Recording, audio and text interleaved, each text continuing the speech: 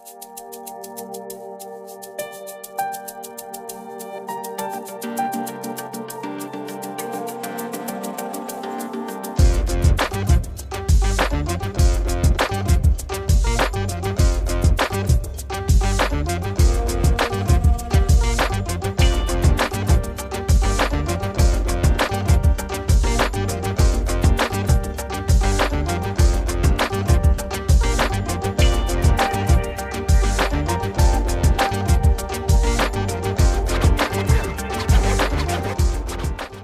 guys, எல்லாருக்கும் வணக்கம். Welcome back to Pooja's world. இந்த வீடியோ ஒரு சூப்பர் அண்ட் இன்ஃபர்மேட்டிவான வீடியோ தான்.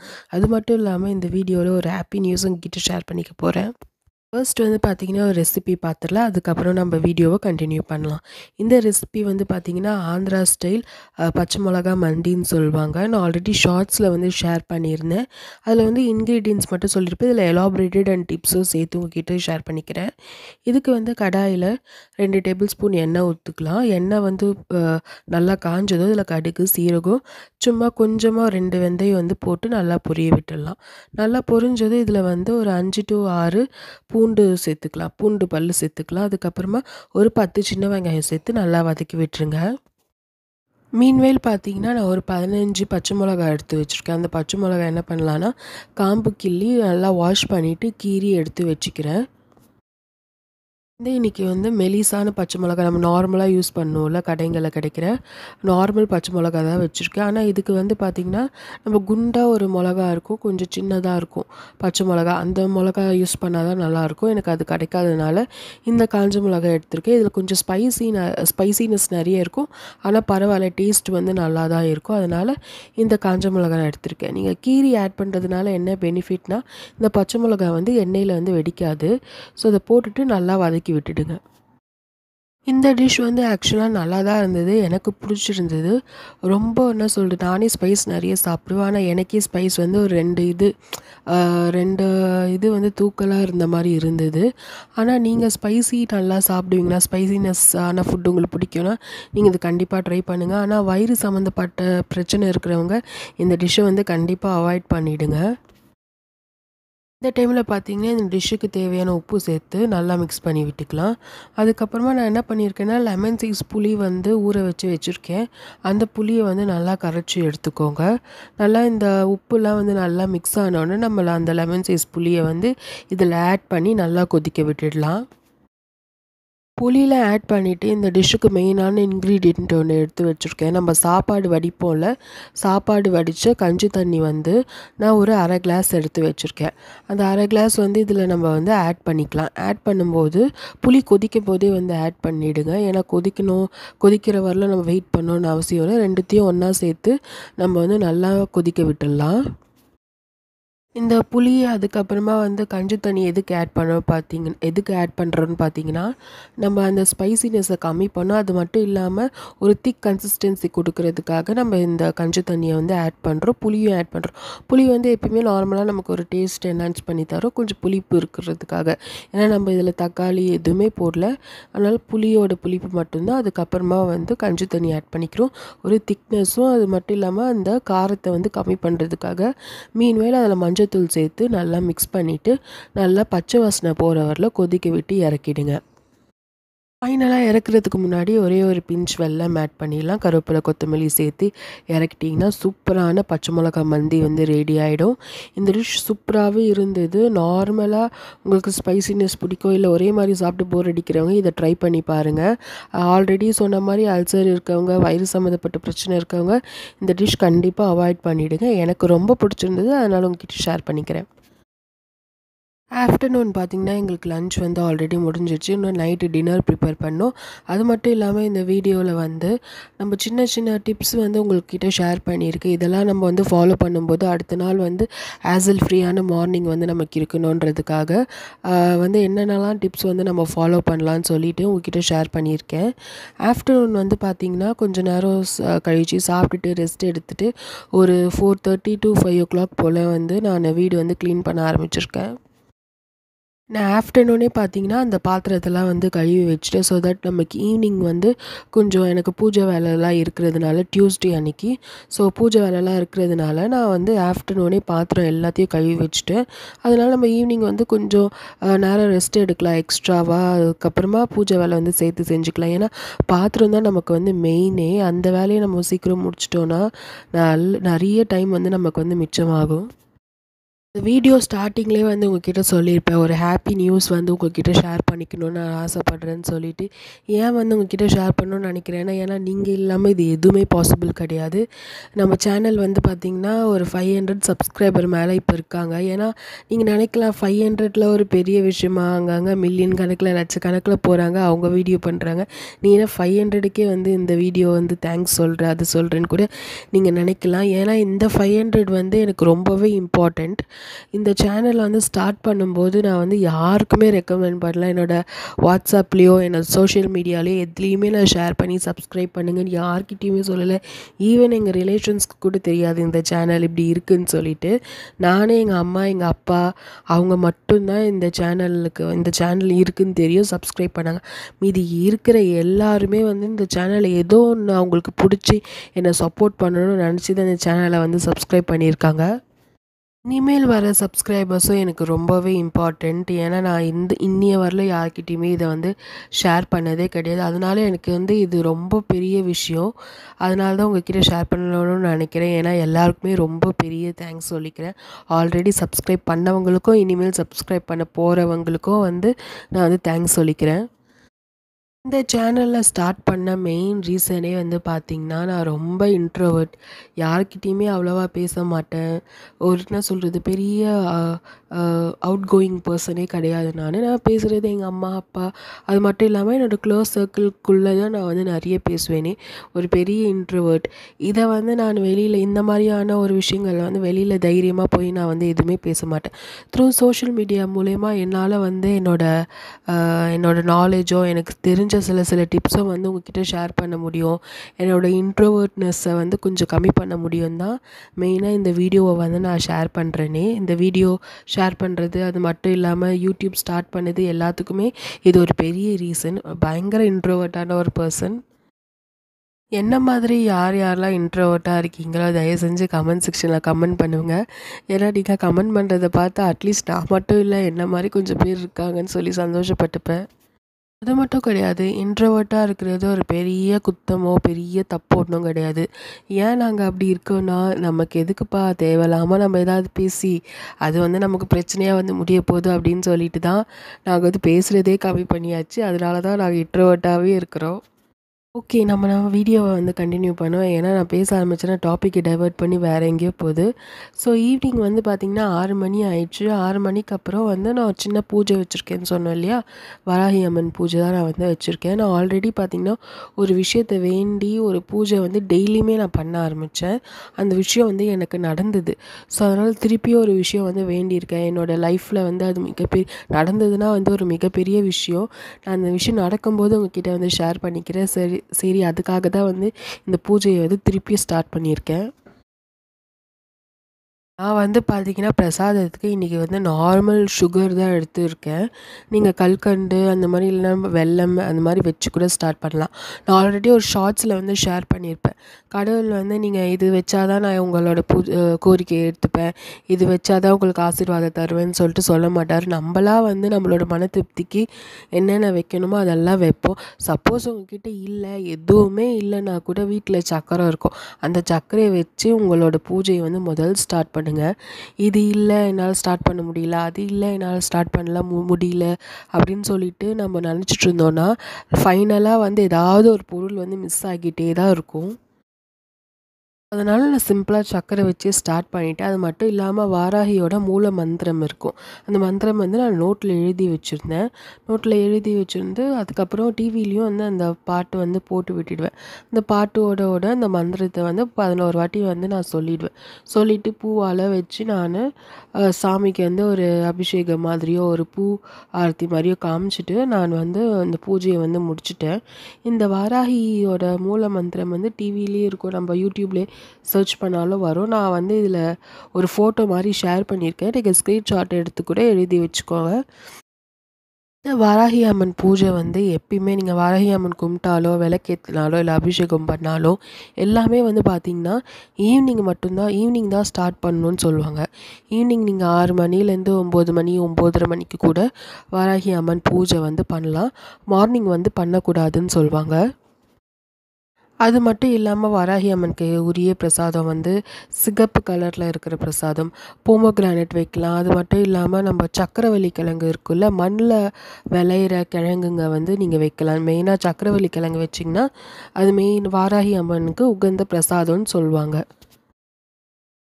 உங்களுக்கு வந்து எலாபரேட்டடான ஒரு வீடியோ வேணும்னா சொல்லுங்கள். வாராகி அம்மன் பூஜை வந்து எப்படி பண்ணலாம் வீட்லேயே சிம்பிளாக.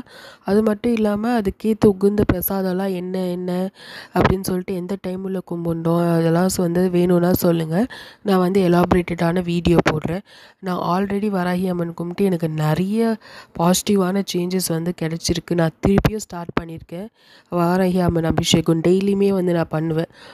குங்குமத்தாலேயும் மஞ்சளாலேயும் அதுக்கப்புறமா வந்து பார்த்திங்கன்னா சந்தனத்தால் சொல்லிட்டு ஒரு 3 பொருள் வச்சு அபிஷேகம் வந்து நான் டெய்லியுமே வீட்டில் பண்ணிகிட்டு இருந்தேன் வேண்டுதல் வச்சுட்டு. பூஜைலாம் முடிக்கவே வந்து பார்த்திங்கன்னா ஒரு 7:00 போல் ஆயிடுச்சு. 7:00 ஒரு 7:15 வரலாம் ஆயிடுச்சு. அதுக்கப்புறமா வந்து நான் ஒரு டின்னருக்கு வந்து செய்யலான்னு சொல்லிட்டு உப்புமா தான் வந்து செய்யலான்னு சொல்லி நாங்கள் பிளான் பண்ணியிருந்தோம். உப்புமானாலே எல்லாருமே பயந்து ஓடுவாங்க. ஆனால் ஆக்சுவலாக எனக்கு எங்கள் அம்மா செய்கிற உப்புமா வந்து ரொம்பவே பிடிக்கும். அதில் அவங்க வந்து சில டிப்ஸ் எல்லாம் வந்து ஃபாலோ பண்ணுவாங்க. அதை நான் வந்து உங்கள்கிட்ட ஷேர் பண்ணிக்கிறேன். ஃபர்ஸ்ட் பார்த்தீங்கன்னா ஒரு ஹெவி பாட்டம் கடாயாக எடுத்துக்கோங்க. அப்போ தான் வந்து உப்புமா அடி பிடிக்காமல் வரும். நம்ம வந்து கொஞ்சம் தம் மாதிரி போட போகிறோம். அதனால் ஹெவி பாட்டம் கடாயாக எடுத்துக்கோங்க. இதில் 2 டேபிள் ஸ்பூன் வந்து எண்ணெய் ஊற்றிக்கலாம். எண்ணெய் ஓரளவுக்கு சூடானதும் நான் வந்து இதில் 1/2 கிலோ ரவை எடுத்துருக்கோம். அந்த ரவையை ஆட் பண்ணிவிட்டு நல்லா ரோஸ்ட் பண்ணி விட்டுக்கோங்க. இங்கே இந்த மாதிரி ரவை ரோஸ்ட் ஆகிற டைம்லேயே அங்கே சைடில் பார்த்தீங்கன்னா ஒரு 7 கப் தண்ணி எடுத்துருக்கோம். அந்த தண்ணியை வந்து நல்லா கொதிக்கணும். நம்ம ரவை இங்கே ரோஸ்ட் ஆகிறதுக்கும் இந்த தண்ணி கொதிக்கிறதுக்கும் வந்து கரெக்டாக இருக்கும். அந்த சுடு தண்ணி தான் ரொம்ப இம்பார்ட்டண்ட். அந்த சுடு தண்ணி ஊற்றுறதுனால என்னென்ன ஒரு பெனிஃபிட்டு நான் வந்து உங்களுக்கு இந்த வீடியோவில் ஷேர் பண்ணுறேன். இந்த டிஷ்ஷு செஞ்சிட்ருக்கும்போது நல்லா இந்த மாதிரி ரோஸ்ட் ஆகிற ஸ்மெல் வந்து உங்களுக்கு வரும் ரவை. அந்த அளவுக்கு நீங்கள் நல்லா வறுத்து எடுத்துக்கோங்க. நீங்கள் ஆல்ரெடி ரோஸ்டட் ரவை வாங்கினா கூட லைட்டாக வறுத்து எடுத்துக்கிறது வந்து நல்லாயிருக்கும். இந்த ரவை வந்து நல்லா ஓரளவுக்கு ஸ்மெல் வந்தோடனே ஒரு தட்டில் போட்டு ஆற வச்சிடுறோம்.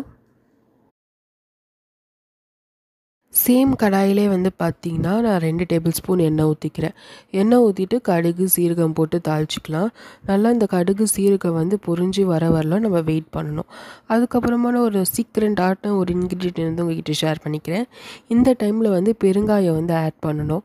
நீங்கள் வந்து தூள் பெருங்காயம் வந்து ஆட் பண்ணிக்கோங்க, அதான் நல்லது. இது கட்டி பெருங்காயமாக இருந்தது, அதனால் நாங்கள் வந்து சின்ன துண்டு பெருங்காயத்தை வந்து இதில் ஆட் பண்ணி நல்லா மிக்ஸ் பண்ணி விட்டுக்கிறோம். அதுக்கப்புறமா உளுத்தம்பருப்பும் கடலைப்பருப்பும் 2 டேபிள் ஸ்பூன் வந்து எடுத்துருக்கோம். அதையும் இது கூட ஆட் பண்ணி ஓரளவுக்கு லைட் ப்ரௌன் ஆகி வரணும், அந்த அளவுக்கு வறுத்து எடுத்துக்கலாம். லைட் ப்ரௌன் ஆகி வரும்போது காஞ்ச மிளகா வந்து எடுத்துருக்கோம். நான் வந்து ஒரு 3 காஞ்ச மிளகா கிள்ளி இதில் சேர்த்துருக்கோம். அதையும் சேர்த்து நல்லா வதக்கி எடுத்துக்கோங்க. இந்த டைமில் வந்து பார்த்திங்கன்னா ஓரளவுக்கு நல்லா லைட் ப்ரௌன் ஆகிற டைமில் தான் காஞ்ச மிளகா வந்து நம்ம சேர்க்கணும். இல்லைன்னா ஃபஸ்ட்டே சேர்த்துட்டோன்னா வந்து காஞ்ச மிளகா தீஞ்சு போயிடும். அதுக்கப்புறமா வந்து இஞ்சி வந்து சின்ன துண்டு இஞ்சி பொடி பொடியாக கட் பண்ணி வச்சுருக்கோம். அந்த இஞ்சி இது கூட சேர்த்து நல்லா வதக்கி எடுத்துக்கோங்க. இந்த டைமில் பார்த்தீங்கன்னா ஒரு 3 வெங்காயம் எடுத்துருக்கோம். 3 வெங்காயம் வந்து நல்லா ஸ்லைஸாக சாப் பண்ணி வச்சுருக்கோம். அந்த வெங்காயத்தை இது கூட சேர்த்துட்டு நல்லா வதக்கி விட்டுடுங்க. எந்த டிஷ்ஷாக இருந்தாலுமே வெங்காயம் வதங்குறதுல தான் அந்த டேஸ்ட்டே இருக்குதுன்னு சொல்லுவாங்க. அதே மாதிரி உப்புமாக்கும் அதே தான், வெங்காயம் வந்து நல்லா வதங்கணும். மீன்வைல் பார்த்திங்கன்னா வதங்கும் போதே நான் வந்து இந்த டிஷ்ஷுக்கு தேவையான உப்பையும் ஆட் பண்ணி நல்லா மிக்ஸ் பண்ணி வதக்கி விட்டுடலாம். நல்லா வந்து வெங்காயமும் வதங்கிடுச்சு. இந்த டைமில் நம்ம ஆல்ரெடி கொதிக்க வச்சுருக்கோம்ல, அந்த தண்ணியை வந்து இதில் ஆட் பண்ணலாம். ஆட் இது எதுக்கு ஆட் பண்ணுறோன்னா, நம்ம வந்து நார்மலாக வந்து தண்ணி இந்த டைமில் ஆட் பண்ணோன்னா அந்த கொதிக்கிறதுக்கு லேட் ஆகும். அது மட்டும் இல்லாமல் நம்ம போட்டிருக்க பருப்புலாம் வந்து நமுத்து போயிடும். நம்ம இந்த மாதிரி ஆல்ரெடி கொதிக்க வச்சு இந்த இது ஆட் பண்ணும்போது சீக்கிரமாக வந்து கடாயில் தண்ணி கொதிக்க ஆரம்பிச்சிட்டோம். நமக்கு அந்த பருப்புலாம் வந்து நல்லா மொறுன்னு அப்படியே இருக்கும்.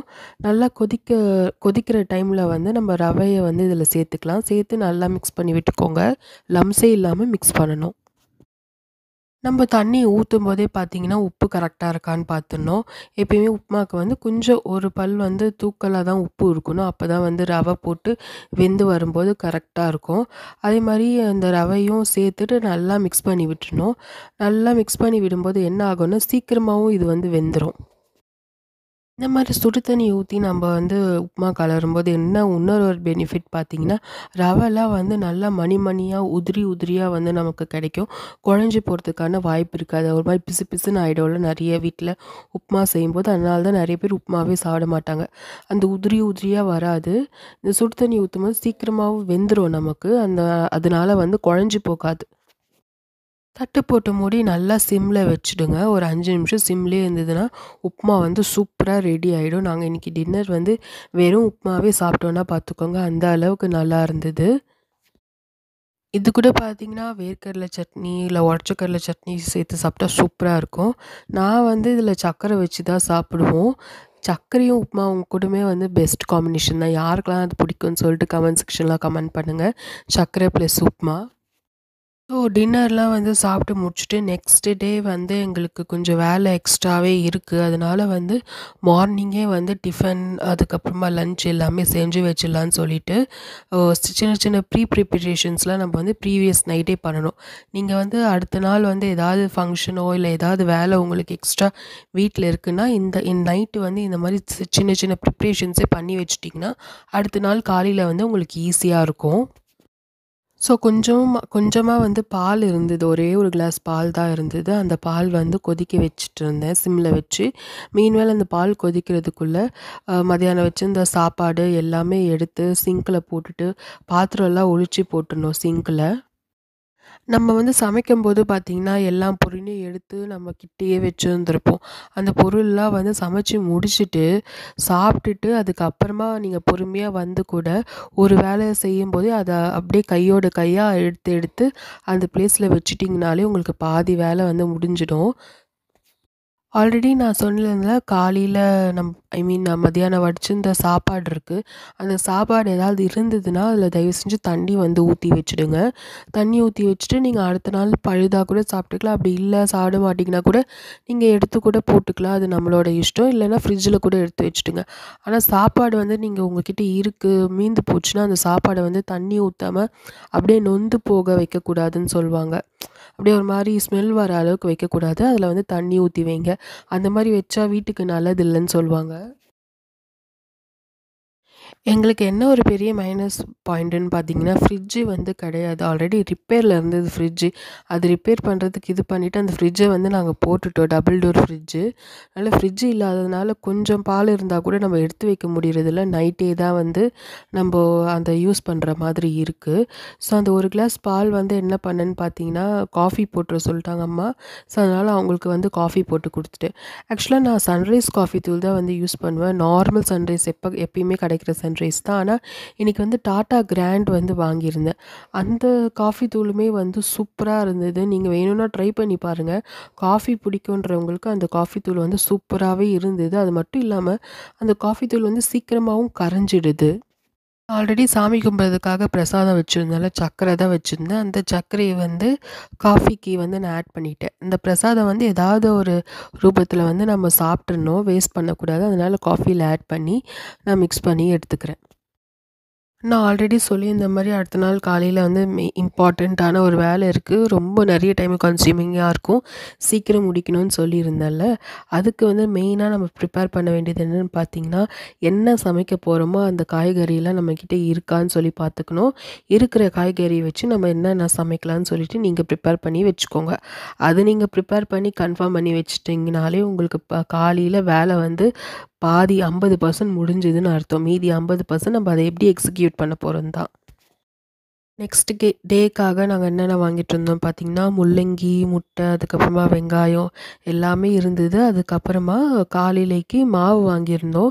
இங்கே நைட்டு 7:30 மணிக்கு ஃப்ரெஷ்ஷாக மாவு அரைச்சி தருவாங்க. ஸோ அந்த மாவு தான் வந்து நான் நைட்டே வாங்கி வச்சுருந்தேன். புளிச்சு போகாமல் இருக்கிறதுக்காக நம்ம என்ன பண்ணுவோன்னா, நம்ம தண்ணியில் போட்டு அந்த மாவு வந்து ஓரமாக வச்சுடுவோம். ஏன்னா காலையிலே யூஸ் பண்ண போகிறதுனால நமக்கு பிரச்சனை கிடையாது. அந்த மாவு வந்து புளிக்காமல் அப்படியே தான் இருக்கும். ஸோ அது மட்டும் இல்லாமல் இது ஃப்ரெஷ்ஷான மாவுன்றதுனால பெருசாக எந்த சேஞ்சஸுமே இருக்காது. அதனால் நான் வந்து அதை தண்ணியில் போட்டு எடுத்து வச்சுக்கிறேன். இதில் வந்து பார்த்திங்கன்னா முள்ளங்கி, கத்திரிக்காய் எல்லாமே வாங்கிட்டு வந்திருந்தார். ஸோ அதை தான் அந்தந்த ப்ளேஸில் காய் கூடையில் வந்து நான் அரேஞ்ச் பண்ணி எடுத்து வச்சுடுறேன். நைட்டு பார்த்திங்கன்னா இந்த மாதிரி சின்ன சின்ன வேலைங்க தான் நான் வந்து ப்ரிப்பேர் பண்ணுறதுக்காக எடுத்து வச்சுருப்பேன். ஸோ அதை தான் அந்தந்த ப்ளேஸில் எடுத்து வச்சிடலாம். ஸோ தட் உங்களுக்கு காலையில் வந்து அப்பப்போ நம்ம கையில் எடுத்து யூஸ் பண்ணுறதுக்கு வந்து ஈஸியாக இருக்கும். ஸோ நெக்ஸ்ட் வீடியோ உங்களுக்கு வந்து எந்த மாதிரி வந்து ஷேர் பண்ண போகிறேன்னா, ஒரு 1 to 1.5 ஹவர்க்குள்ளே நம்மளோட டிஃபனும் பிரேக்ஃபாஸ்ட்டும் வந்து நம்ம ஈஸியாக முடிச்சிடலாம். அது மட்டும் இல்லாமல் நம்ம என்னென்ன சமைக்கும் போதே சில வேலைகள் வந்து நம்ம பண்ணி வச்சோன்னா டைம் மேனேஜ்மெண்ட் டிப்ஸும் உங்ககிட்ட வந்து ஷேர் பண்ணிக்க போகிறேன். While cooking, time management while cooking சொல்லிட்டு ஒரு வீடியோ வந்து நான் பிளான் பண்ணியிருக்கேன். அதையும் வந்து உங்ககிட்ட ஷேர் பண்ணுறேன். இந்த வீடியோ வந்து உங்களுக்கு இன்ஃபர்மேட்டிவாக இருந்திருக்கும்னு நினைக்கிறேன். ஏதாவது ஒரு இன்ஃபர்மேஷன் வந்து உங்களுக்கு யூஸ்ஃபுல்லாக இருந்திருக்கும்னு நினைக்கிறேன். இந்த வீடியோ உங்களுக்கு பிடிச்சிருந்தா like, share and subscribe to Pooja's world. Next வீடியோவில் உங்களை சந்திக்கிறேன். Until then, it's Pooja. எல்லோரும் டேக் கேர் அண்ட் பை.